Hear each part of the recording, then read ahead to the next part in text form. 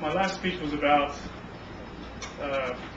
volunteerism and the virtues of volunteerism, and I want to take that a step further because I realize that volunteerism, although it's good, it doesn't fix the overall problem, and that's why I feel that activism with volunteerism combined together, coupled together, can do a better job of solving our society's problems.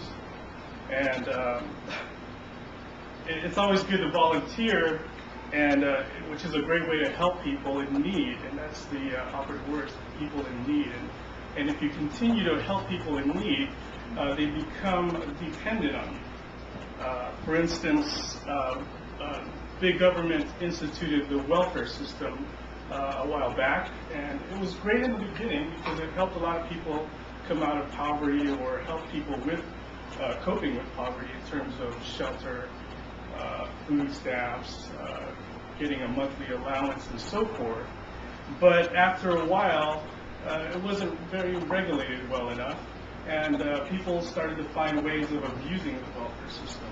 And it indirectly made people lazy, especially, I'm not saying all people that were on welfare became lazy. They were certainly inspired by it and appreciative of it, but a lot of other Americans felt that we could take advantage of the welfare system by not finding a job because they become dependent on the government paying their way.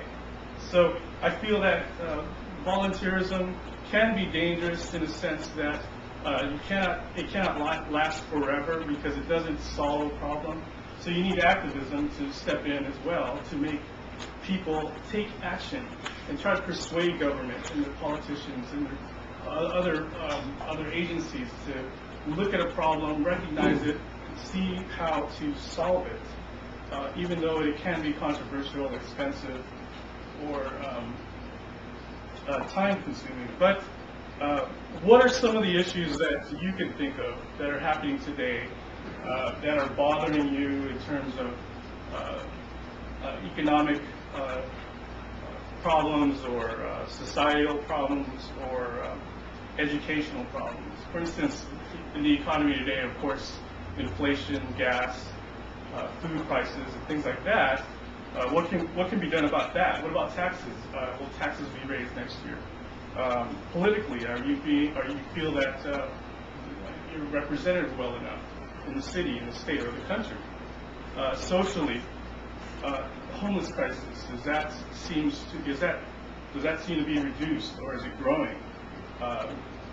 Public safety, is that a concern for you in your neighborhood or overall? And discrimination, that's always a hot topic. Today is always a hot topic. So do you feel that discrimination in any sense is bothering you? In colleges, for instance, are they representing their students in terms of ethnicity? Are they adding classes or taking away classes to favor another ethnicity or things like that? So if those things are bothering you, it's time to take action. It's time to get involved and do something about that. and you're probably wondering, well, how do I get started? Well, the first thing you want to do is find out if there's an organization that's already being involved in it and join that organization. Or if you haven't done so, make one up. Make an organization and see if it works. Javier created an organization at work, and we call it, he called it CALL, which is CALL. It's conservatives against liberal lunacy. Now I'm trying to write. This is my. And I've signed a petition. If you'd like to join our organization, you can certainly sign our petition. We're submitting it to the Republican Party, and we're trying to stop liberal lunacy. Pass this around if you want to. Please do so. So, just to wrap it up, I just want to say that, volunteerism is great. It can't last forever. It doesn't solve. It's a band-aid. It doesn't really solve society's problems. So you need activism to get people involved.